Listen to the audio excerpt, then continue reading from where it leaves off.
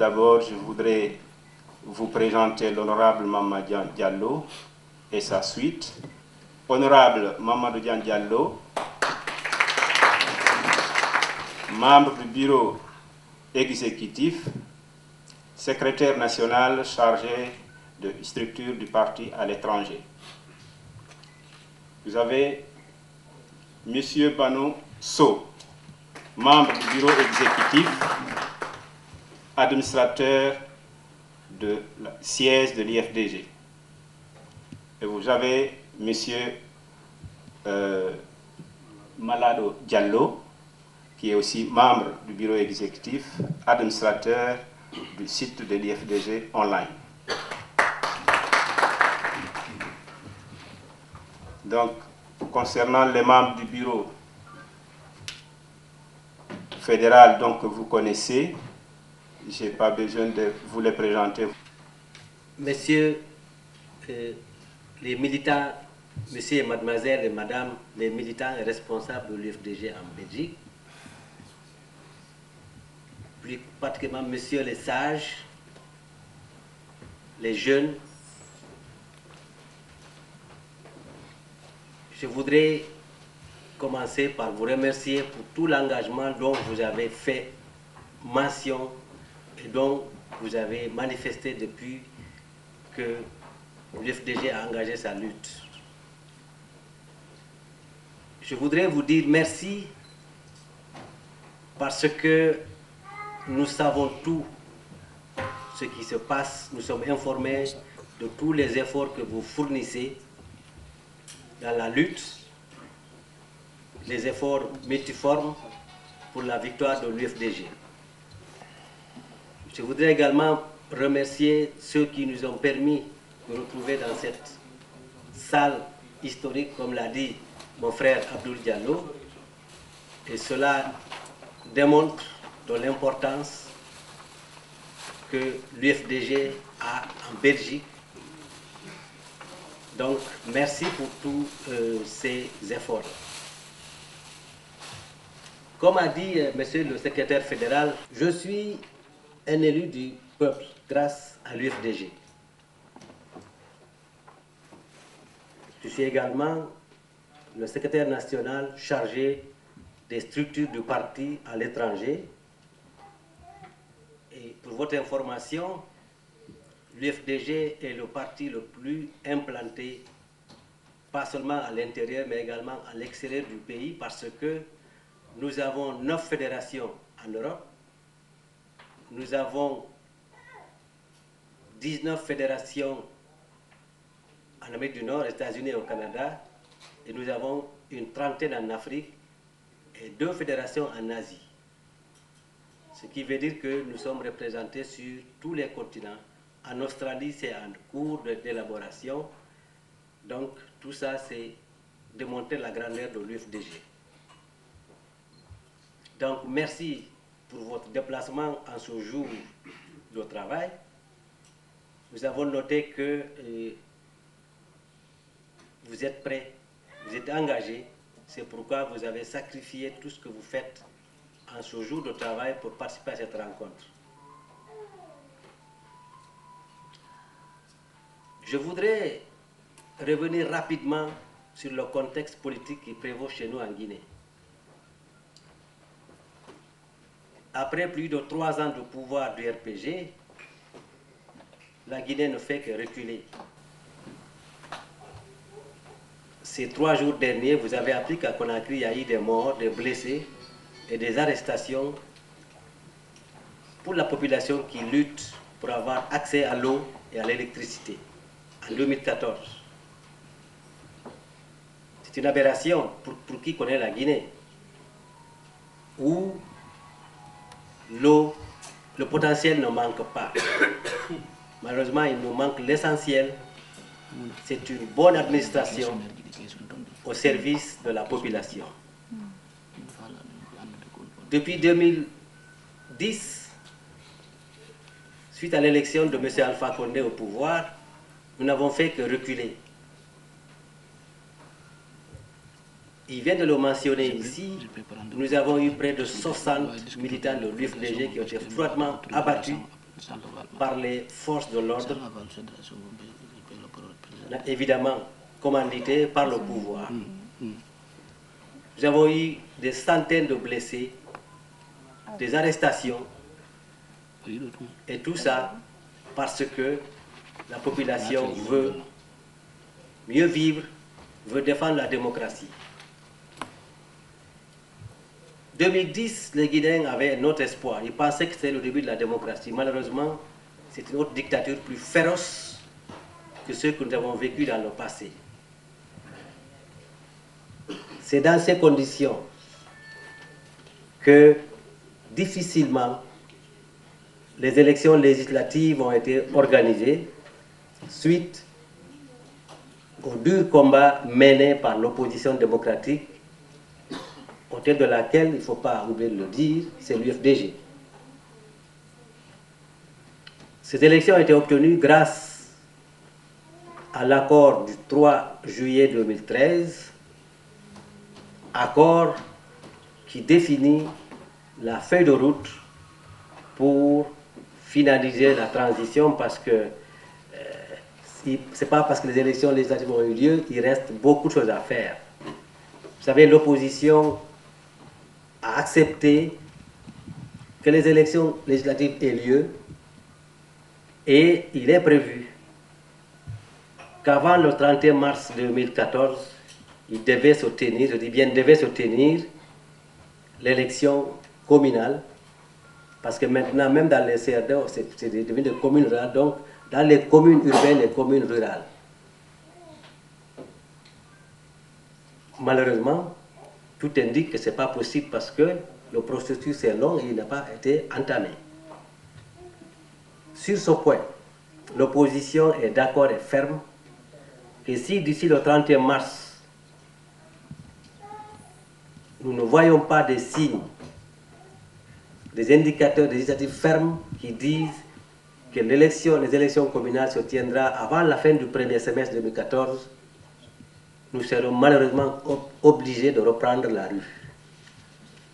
Ce n'est pas parce que nous sommes à l'Assemblée nationale que nous allons oublier que l'article 10 de la Constitution nous donne droit aux manifestations, aux meetings et aux cortèges. Donc, attendez-vous, si une indication claire n'est pas faite d'ici le 31 mars, à ce que les Guinéens sortent dans la rue pour réclamer l'application des accords du 3 juillet. Les autres accords, c'est le recrutement de notre opérateur technique pour les élections de 2015 sur un appel d'offres international respectant toutes les procédures en la matière. Donc, l'élection législative a eu lieu le 28 septembre 2013, même si c'est seulement le 13 janvier que l'Assemblée a été installée. Entre-temps, vous savez, vous avez appris que le gouvernement, le président Alpha Condé, donc, a confié au CNT l'adoption du budget 2015 alors que l'Assemblée nationale était élue et installée. Le budget bâclé qui a été adopté permet au gouvernement de masquer toutes ces mascarades dans ce budget, mais retenez bien qu'il y aura la loi de finances rectificative qui aura lieu au mois de septembre prochain. Nous en tiendrons compte. Donc à l'Assemblée nationale, vous avez suivi comment l'Assemblée a été installée. Sur les 114 députés de l'Assemblée nationale, 113 parce que M. Kouyaté n'a pas siégé. Donc sur les 113 qui ont siégé, l'UFDG compte 37 députés. Et je précise, dans ces 37 députés de l'UFDG, il y a 10 femmes. Parce que nous respectons la loi qui dit que, au minimum, un tiers des députés doit être des femmes. Les autres ne l'ont pas respecté. Donc, ces 37 députés de l'UFDG sont constitués en groupe parlementaire, les libéraux démocrates, à côté du groupe parlementaire du pouvoir, le RPG Arc-en-Ciel, avec, je crois, 59 députés, et le groupe parlementaire de l'Alliance des Républicains de l'UFR, avec 12 députés. Vous avez également compris par les médias certainement que la loi prévoit que le bureau de l'Assemblée est installé est mis en place par un vote à scrutin majoritaire. C'est-à-dire le groupe parlementaire qui présente la liste, qui remporte donc, gagne, il prend tous les postes. L'opposition a dit que si c'est ça, on leur laisse prendre toute la direction de l'Assemblée, puisque c'est pour une année. L'année prochaine, il y aura une nouvelle vote pour élire le bureau de l'Assemblée en dehors du président. Mais finalement, nous nous sommes entendus après ce que vous avez appris du fameux Jean-Marie Doré qui avait voulu créer une situation explosive, mais qui a fui après parce qu'il a dit qu'il s'est humilié. L'opposition garde un poste de vice-président sur 4, un secrétaire sur 4 et la présidence de 4 commissions sur 12. Et dans ces commissions, l'UFDG occupe de bonnes places. Nous voulons vous rassurer parce que d'aucuns disent en Guinée que puisque le pouvoir a l'argent, il va acheter les députés, il n'y aura pas un député de l'UFDG qui va être acheté par de l'argent. Et je pense que ce ne sera même pas le cas au sein de toute l'opposition. Donc soyez rassurés que nous allons maintenir le nombre de députés que nous avons. Parce que le pouvoir, la mouvance, donc, a une majorité simple pour faire voter les lois ordinaires. Mais aucune loi organique ne peut être modifiée ni votée sans la participation de l'opposition, puisque ça demande les 2/3 des députés, c'est-à-dire 76 députés. Ils ne l'auront pas sans la participation de l'UFDG, même si les autres pas de l'opposition l'accepter. Donc, ce n'est pas possible. Donc, nous représentons quelque chose au sein de l'Assemblée nationale. Et donc, sur cette base, les élections communales prévues pour 2014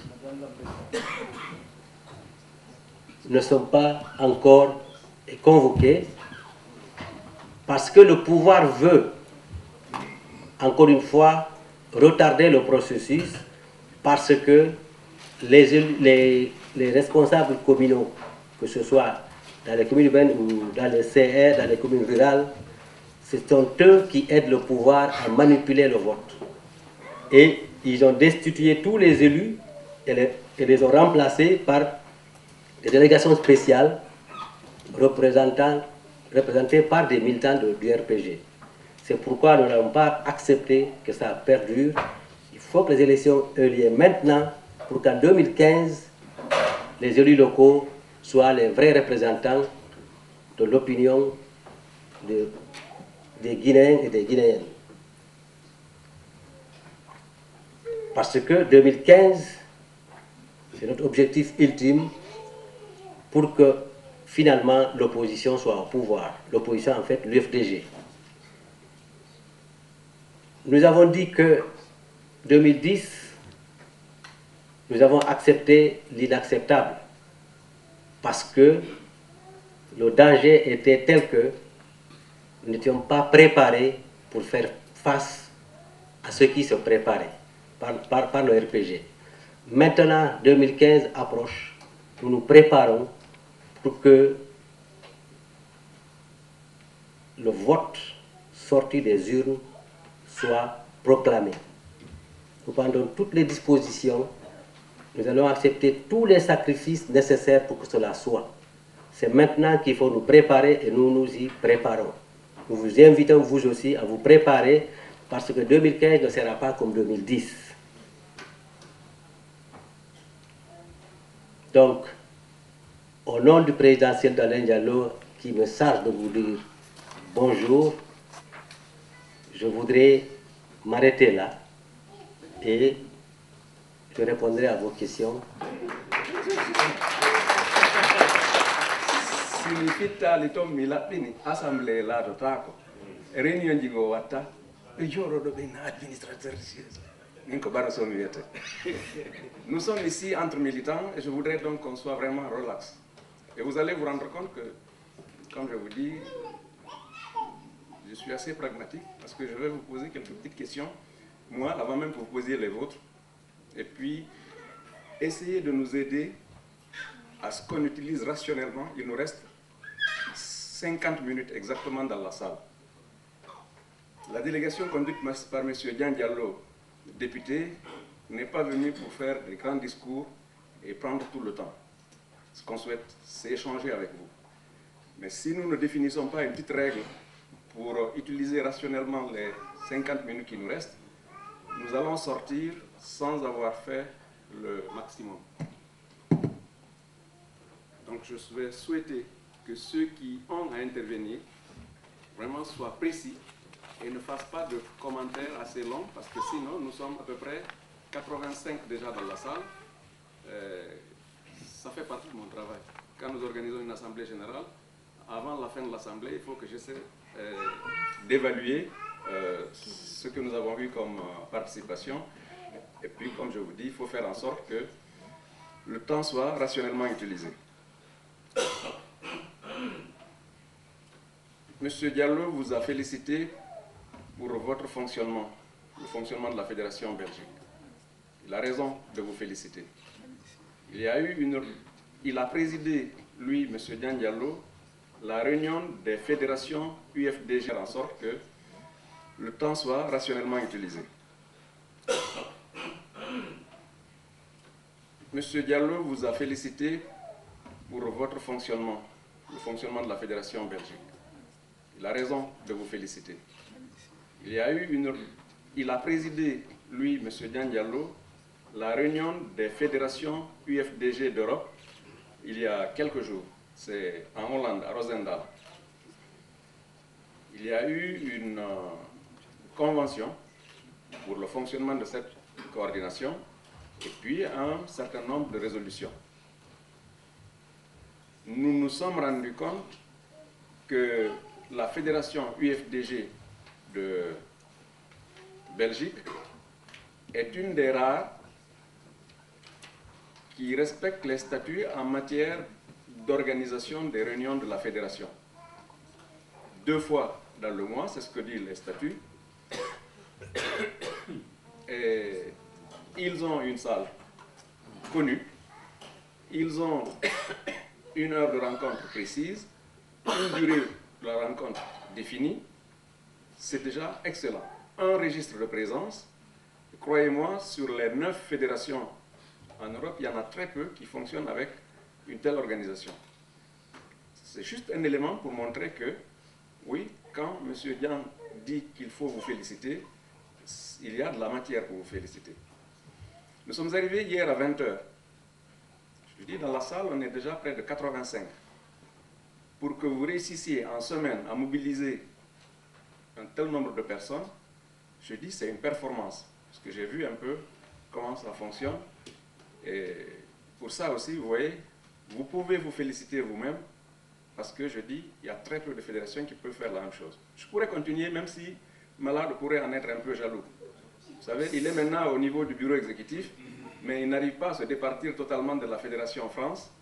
Mais bon, on va le mettre au défi, on va voir si la France pourrait nous montrer quelque chose de ce genre. Mais ce n'est pas une raison pour que nous ayons de l'autosatisfaction. Ce qui est important, c'est voyons qu'est-ce qui ne fonctionne pas bien, qu'est-ce qu'on peut améliorer. Chez nous, en Guinée, aujourd'hui, nous travaillons beaucoup sur ce que nous appelons la circulation de l'information. À Roosendaal, on s'est rendu compte que le même problème existe en Europe. Qu'est-ce qui se passe? Pour que 80 militants soient dans cette salle à moins de 24 heures, c'est parce que, au niveau des responsables de la fédération, ils ont pu passer l'information, que ce soit par un SMS, que ce soit par un coup de fil, que ce soit par je ne sais quoi. Mais au moins, nous qui sommes ici, le bouche à oreille a fonctionné, nous sommes dans la salle. Peut-être qu'en Belgique, nous pouvons améliorer pour que, en 24 heures comme ça, on mobilise 500 personnes. Pourquoi pas? En Guinée, aujourd'hui, nous aussi, nous essayons d'améliorer cette situation, la circulation de l'information. Vous comprendrez? Je fais exprès de parler de circulation de l'information, je ne parle pas de communication pour ne pas vexer une fois de plus les intellectuels qui ont toute une théorie pour la communication. Je parle de passer une petite information. Si nous avons le courage de remarquer tout ce qui ne fonctionne pas, alors nous pouvons améliorer. Donc je voudrais qu'il y ait des échanges entre nous, qu'il y ait des critiques, pourquoi pas, puisque au niveau de la direction du parti, le fonctionnement n'est pas parfait, afin que chaque fois sur un point sur lequel nous tombons d'accord qu'il y a nécessité d'améliorer, on note et on prend des engagements réciproques pour dire sur tel point, on s'est rendu compte qu'il ne fonctionne pas bien, on va améliorer, et à ce moment-là, selon une périodicité, nous pouvons faire une petite évaluation, une auto-évaluation, pour voir est-ce que nous respectons le programme de travail qu'on s'est fixé. À Rosendal, on a convenu que chaque 6 mois, les fédérations d'Europe vont se retrouver pour échanger, pour que les meilleures pratiques soient repiquées au niveau des autres fédérations. Puisque le fédéral n'a pas mis ça dans son petit discours introductif, moi j'ai le plaisir de vous apprendre que dans 6 mois, la prochaine rencontre, ça va être ici à Bruxelles. C'est l'UFDG Belgique qui va recevoir les 9 fédérations d'Europe pour la réunion de la coordination. Alors, quand j'ai le privilège, la chance de venir avec Dian ici et de constater justement qu'il y a un fonctionnement appréciable ici, ça me donne déjà de l'espoir que dans 6 mois, lorsqu'on viendra ici, vraiment ce sera un exemple, on aura fait du chemin encore pour montrer combien ici en Belgique nous fonctionnons, l'IFDG fonctionne mieux que les autres. Je ne vais pas donc continuer davantage. Je suggère l'organisation suivante, si elle vous sied. Je vais balayer de la gauche vers la droite. Ceux qui ont des questions, vous les posez. On va faire un premier tour.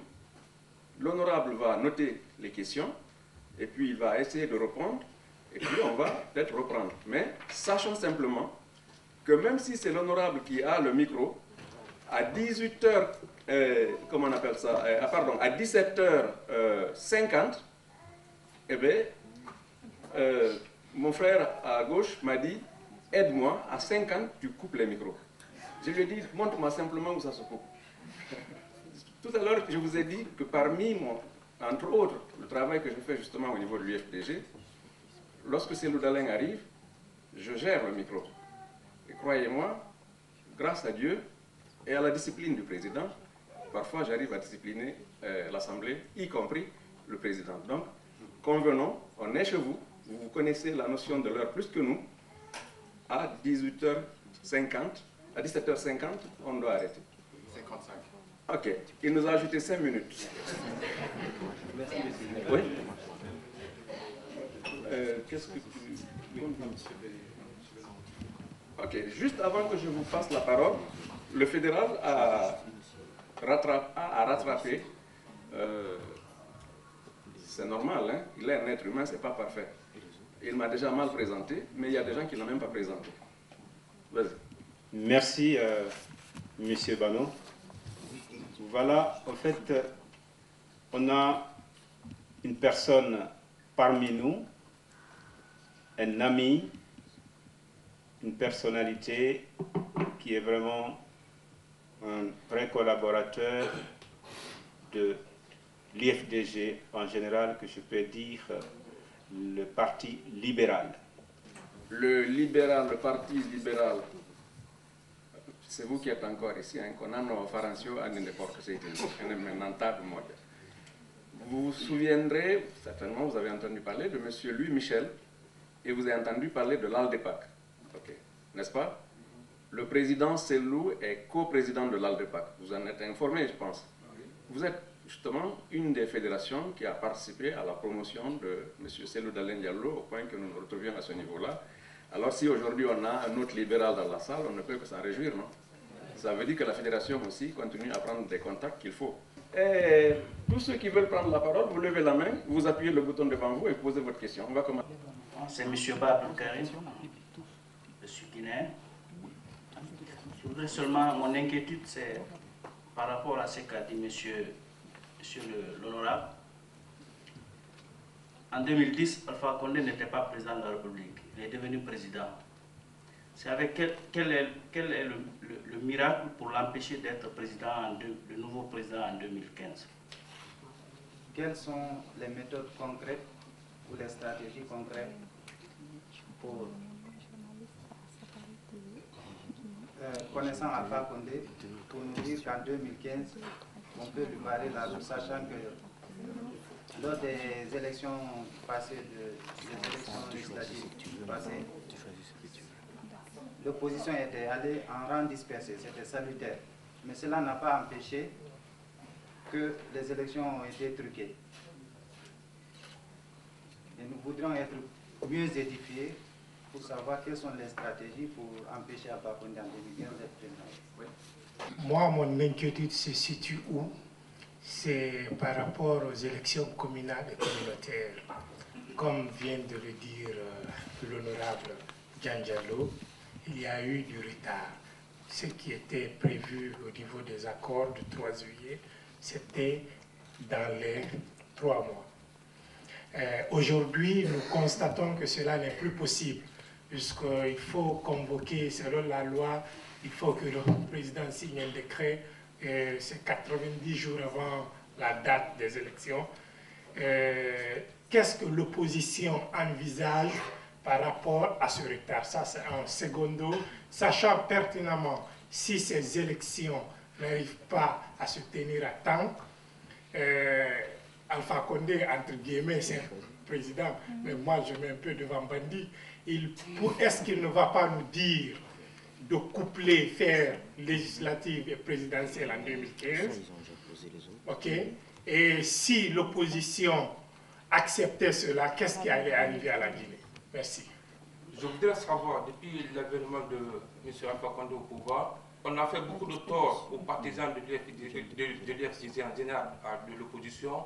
Donc je voudrais savoir qu'est-ce que vous faites, le bureau ou le parti est en train de faire pour ces exilés politiques qui sont à l'étranger, dont le sort est si grave au pays. Moi, je voudrais savoir si demain, parce qu'on sait qu'Alpha Condé n'est pas prêt pour faire des élections communautaires et communales, quelle sera la stratégie de l'IFDG si demain Alpha Condé ne dit pas qu'il est prêt d'organiser les élections en 2014? Qu'est-ce que l'IFDG a le moyen pour faire évoluer les choses? J'ai 2 petites questions à vous poser. La première est quelles sont les dispositions prises par l'opposition guinéenne pour l'accord des 3 juillet 2012. La deuxième, en tant que représentant du peuple de Guinée, quelles sont les mesures prises par les députés pour la population guinéenne? Quelles sont les dispositions prises par le parti IFDG pour les élections présidentielles de 2015? Moi, c'est des demandes que je voudrais faire, d'abord à la Fédération de l'IFDG Belgique, et ensuite à l'honorable et puis toute la délégation qui est là présente, pour leur demander de nous aider à valider des sections que nous avons réussi à mettre en place ici dans la ville de Bruxelles. Membre de l'IFDG Belgique. Donc récemment, sur les médias sociaux, on a appris que les députés guinéens ont demandé un salaire de 30 millions de francs guinéens. Cherchant la situation du pays actuellement, est-ce que l'honorable pense que c'est quelque chose qui est normal? Est-ce que la priorité des députés guinéens aujourd'hui, c'est de s'enrichir ou bien d'aider la population guinéenne? Mon inquiétude par rapport à M. Baouri, parce que souvent nous entendons qu'il y a souvent des polémiques entre l'IFDG et M. Baouri, qui se trouve actuellement en France. Et le plus récemment, nous avons appris que M. Cellou Dalein Diallo était arrivé à Paris pour rencontrer M. Baouri, mais malheureusement, paraît-il qu'ils n'ont pas pu se rencontrer parce que M. Baouri a exigé, paraît-il, un témoin. Donc, et ensuite, sur le plan national, en Guinée par exemple, souvent il y a des défections, comme le docteur Salibella. Bon, c'est des grands cadres qui étaient dans d'autres partis politiques comme l'UPR et l'IFDG après maintenant qui se retrouvent comme ça. Quelles sont les dispositions que vous prenez pour des gens comme ça par rapport à la bonne fonctionnalité de l'IFDG? La deuxième question, après l'intervention de M. Amadou Diallo en Guinée, nous avons entendu parler de Rundeke. Donc ce problème, paraît-il, existe encore parce que nous apprenons le plus souvent dans les villages, depuis reculés au Fouta, il y a certaines personnes non identifiées qu'on n'a pas l'habitude de voir. Est-ce que ça, c'est une réalité? Merci. Je voudrais savoir, à travers les alliances que nous avons faites avec les autres partis de l'opposition, ne restons pas sans savoir, la plupart des partis que nous avons soutenus dans certaines villes de la Guinée, ces partis ont gagné. Et la plupart dont ces partis devraient nous soutenir, nous avons perdu. Qu'est-ce que vous envisagez que cela n'arrive plus jamais? Ça, c'est ma première question. Ma deuxième question, c'est pour monsieur l'honorable. Je vous ai lu sur Guinée News tout récemment. Vous avez dit là-bas que vous allez rencontrer M. Baouri. J'aimerais que si vous avez des stratégies peut-être pour le convaincre. Jean, que répondrez-vous aux gens qui disent que Elhadji Cellou et l'opposition ont aidé Alpha Condé à installer une dictature en Guinée? La deuxième question, que pensez-vous de la candidature unique de l'opposition pour les présidentielles de 2015? Moi, j'ai une question. J'ai écouté l'honorable Jean Diallo qui a parlé des élections communales et communautaires et puis des élections de 2015. Si j'ai bien compris, M. Mamadi Dian a dit ici, si toutefois qu'il n'y a pas un accord pour organiser les élections d'ici le 31 mars, l'opposition serait obligée de reprendre la RI. Vu qu'il y a déjà, selon M. Banosso, déjà plus de 60 morts, quelle est la stratégie que l'opposition a mise sur place, s'il y a lieu de reprendre demain la rue, pour empêcher à ce qu'il n'y ait plus de boucheries? Je voulais poser la question, l'UFDG se passe sur quoi pour faire alliance avec les autres partis politiques? Quelle sera la position de l'UFDG au cas où le pouvoir contournait l'Assemblée pour organiser des référendums ou un référendum pour modifier la Constitution? Je vous remercie.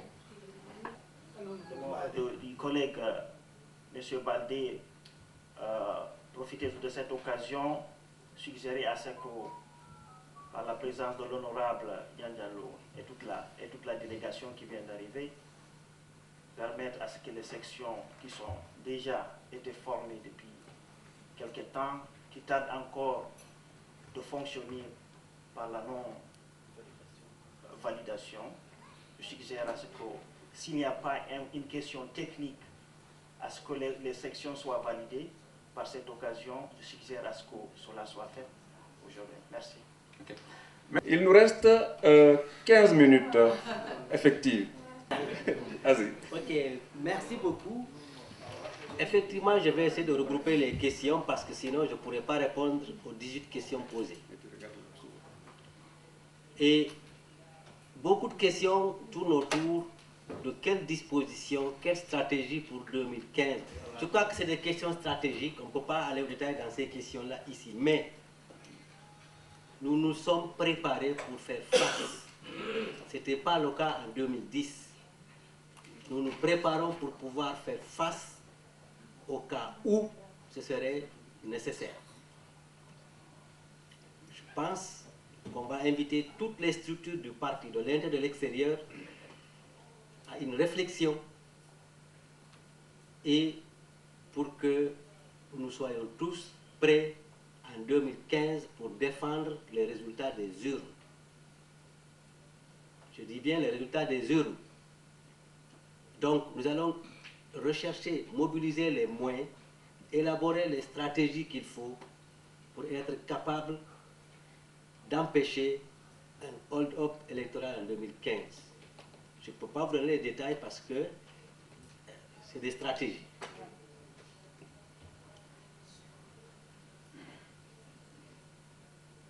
D'autres questions portent sur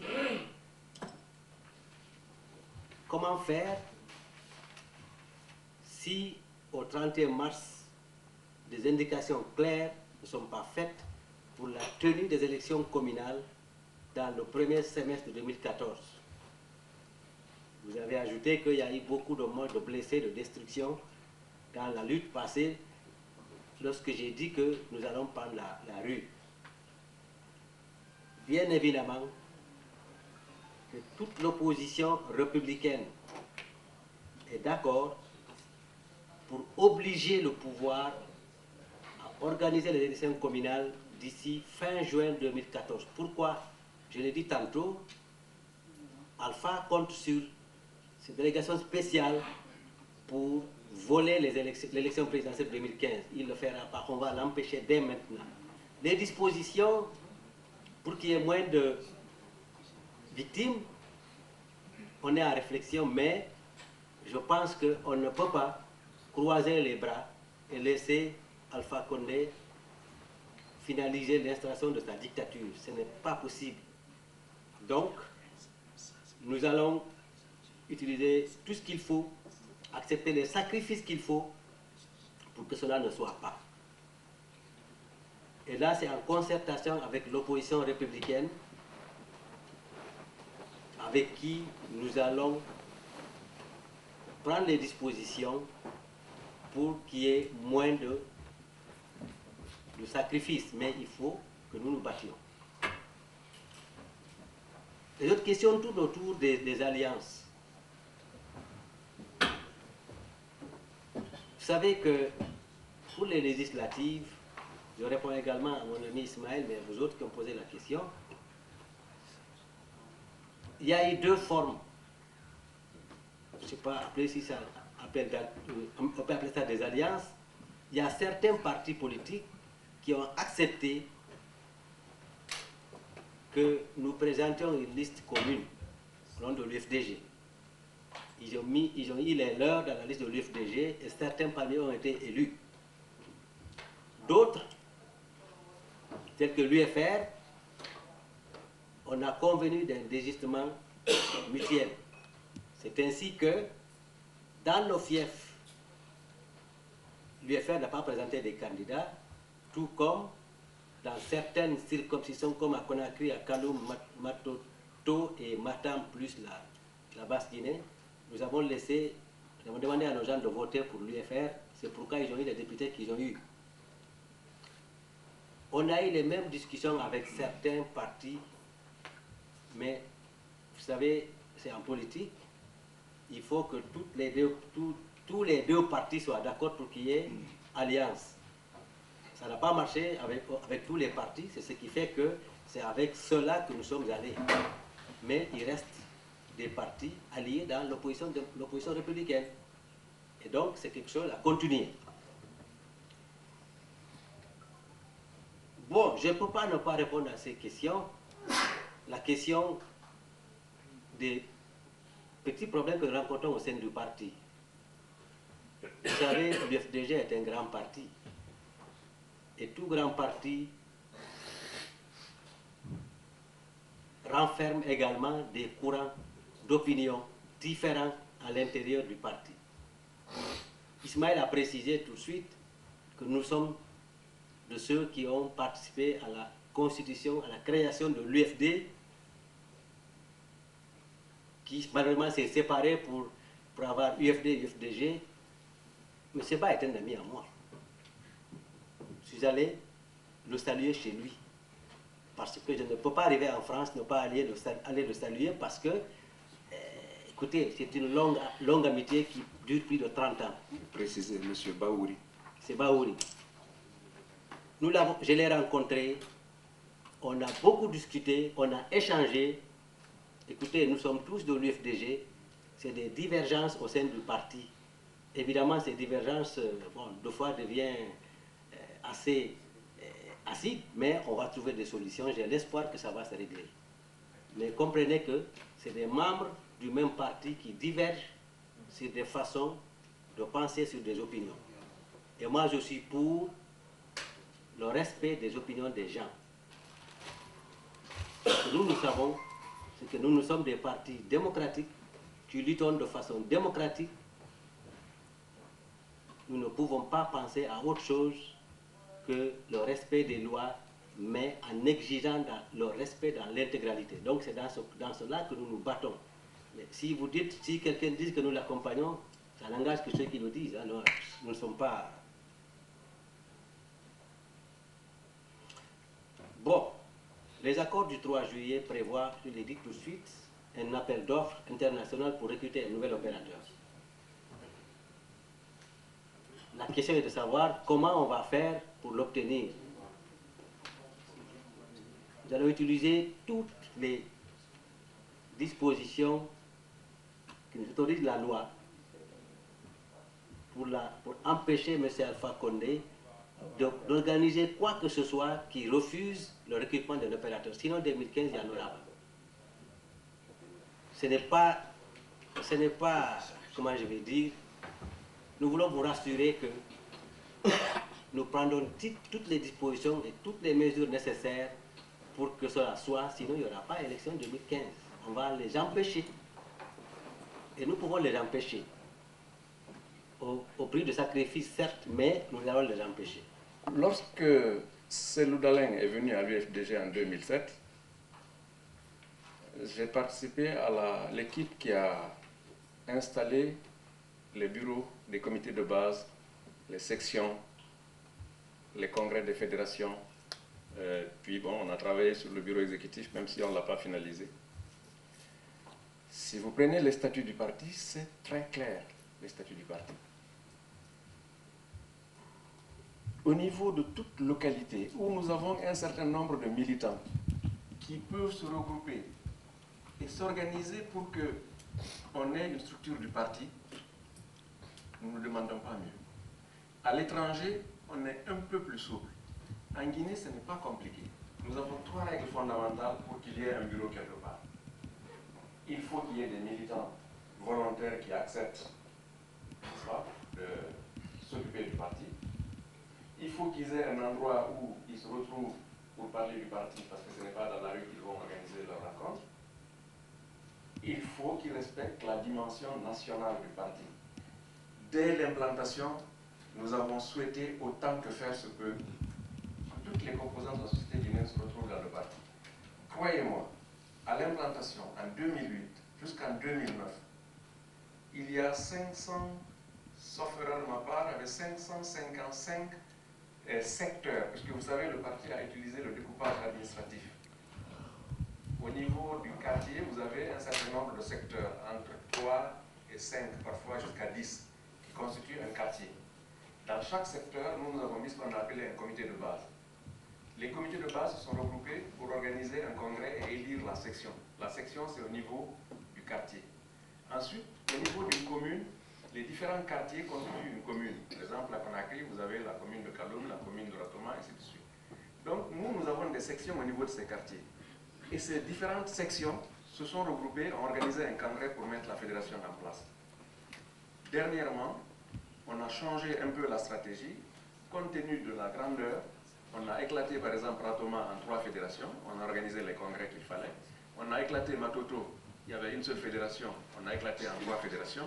On a éclaté Dixine en 2, etc. Donc, je dis, les règles sont claires, ce n'est pas compliqué. Ce n'est pas une faveur qu'on accorde à quelqu'un, c'est à la personne, disons aux militants en question, de montrer qu'ils remplissent un certain nombre de conditions. J'ai entendu 2 personnes me dire qu'ils voudraient avoir des sections. Mais c'est à nous, je dirais à vous, fédération de Bruxelles qui est à l'avant-garde, qui fonctionne bien, de voir quel est l'intérêt du parti.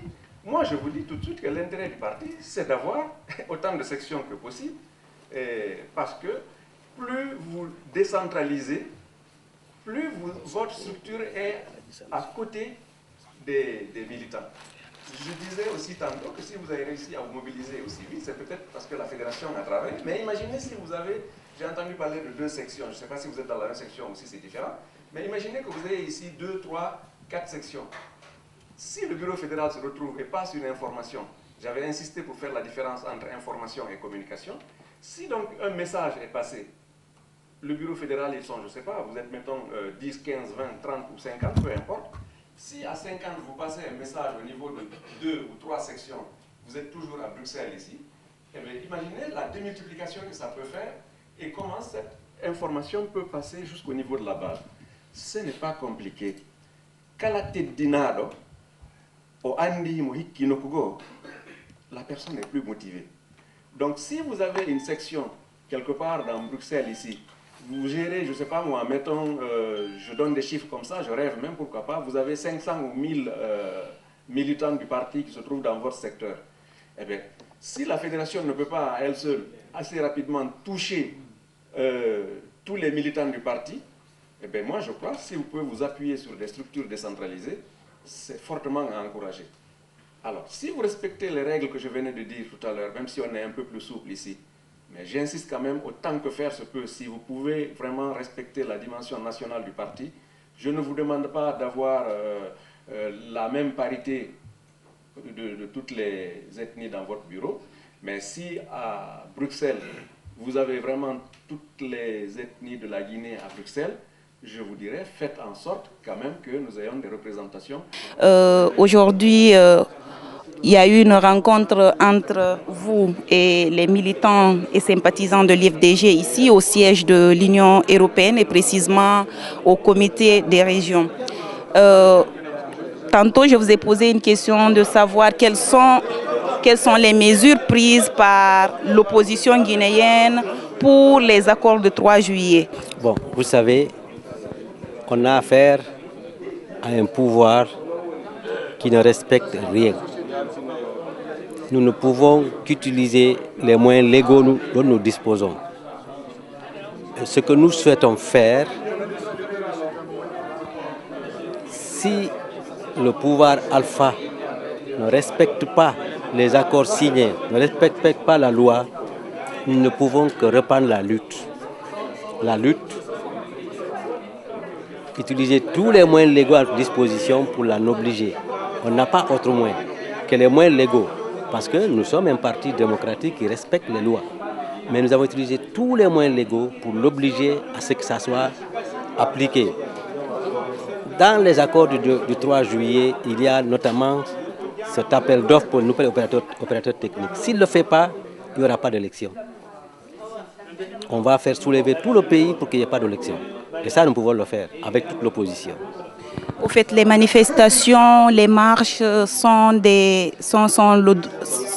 droits garantis par la Constitution guinéenne. Est-ce que, étant à l'Assemblée nationale, vous pouvez user de ces moyens légaux pour vous faire entendre? Le député a pour mandat le vote des lois. Il peut proposer des lois, le contrôle de l'action gouvernementale et de la représentation des populations. Au-delà, si quelqu'un vous dit qu'il peut être à l'Assemblée nationale pour faire changer la politique, c'est un leurre. Mais on va améliorer les lois autant que nous le pourrons. Nous allons contrôler l'action gouvernementale et nous allons représenter valablement les populations. Donc on va utiliser tous les moyens à notre disposition pour de meilleures conditions de vie des populations guinéennes. Mais l'Assemblée est une institution représentative des populations. Quelles sont vos impressions par rapport à cette rencontre aujourd'hui? En fait, si je pouvais parler en soussou, allez-y. Merci. Bon, tu fais vraiment n'alfanguma. Voilà tout. Parce que birin café n'a quoi. Tu comprends? On tourne à bien, on birin kéré.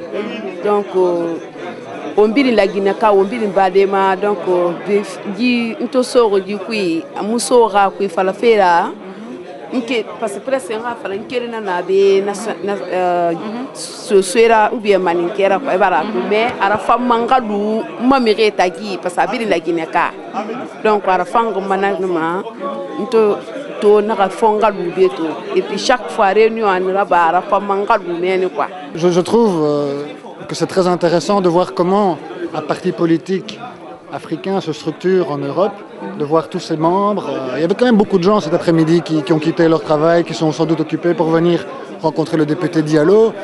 Et je perçois qu'il y a vraiment une force et une motivation très forte pour les élections prochaines. Elles sont communautaires et communales d'abord, et puis présidentielles. Mais je dois dire que ça ressemble assez fort à ce que je connais de mon parti politique. Les gens sont très impliqués et je trouve qu'on donne beaucoup la parole aux militants. Et ça, pour moi, c'est très agréable à voir. Je suis vraiment très surpris de ça. Voilà, moi, l'impression, c'est que je suis très content que ça a bien réussi. Les gens ont effectué le déplacement.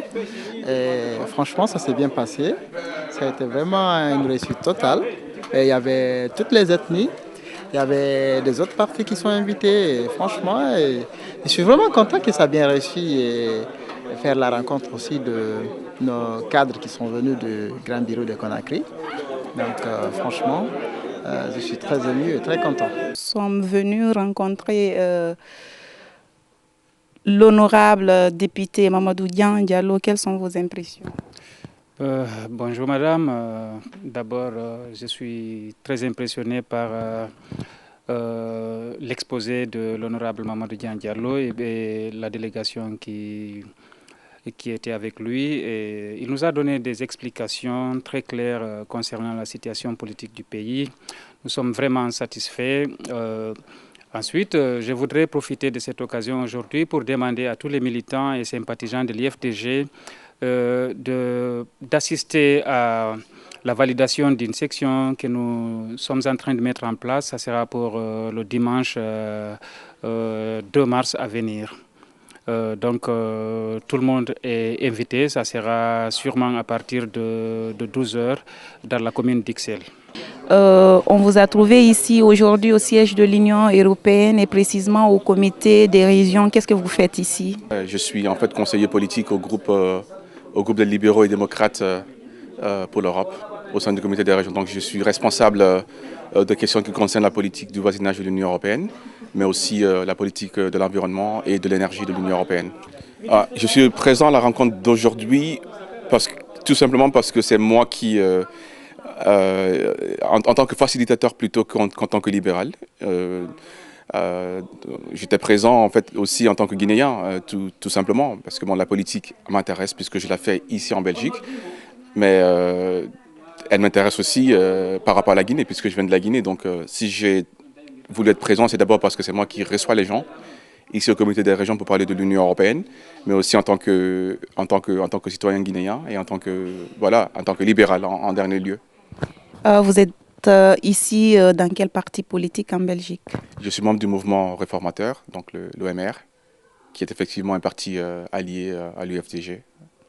Vous pouvez nous parler en quelques mots votre projet de société en un mot? En un mot, c'est très difficile de parler d'un projet de société. En quelques mots alors? En quelques mots, moi, je mettrais l'accent sur l'enseignement. L'enseignement parce que tout simplement, c'est le soubassement de l'évolution de toute personne. Pour moi, l'enseignement, c'est pour moi un moyen d'ascension sociale. Moi, quand j'étais à l'université, enfin, je ne suis pas si vieux que ça, mais à mon époque, quand j'étais à l'université, on était content d'être à l'université en se disant que si on travaille très bien, on va s'en sortir, on va devenir des personnes dans la société. Or, aujourd'hui, ce qu'on constate, c'est que l'enseignement a été tellement bâclé, le niveau de l'enseignement a tellement régressé dans les 10 dernières années, à un tel point qu'il y a un découragement. Ici en Belgique? Ici en Belgique, à un tel point qu'il y a un découragement qui touche notamment les enfants issus de la diversité. Quand on rencontre des personnes d'origine africaine, par exemple, et que tu leur demandes ce qu'ils veulent faire, ils te disent, ouais, en tout cas, c'est pas l'université que j'ai envie de faire parce que ça ne sert à rien d'aller à l'université puisque après l'université, on n'aura pas un travail. Je pense que c'est dommage et je pense que la politique qui a été menée pendant les 10 dernières années a été une politique qui a échoué. tout simplement. Donc voilà, moi je vais me battre avec mon parti politique pour faire en sorte que l'enseignement redevienne ce qu'il a toujours été et que les gens, quand ils vont à l'école, qu'ils soient fiers d'aller à l'école et qui voient au-delà de l'école un horizon pour devenir quelqu'un dans la société. Et donc voilà. Alors un deuxième point que je souhaite défendre, c'est le logement. Nous avons un parti qui souhaite donc créer des logements sociaux pour les gens parce que c'est très important d'avoir des logements sociaux pour les gens.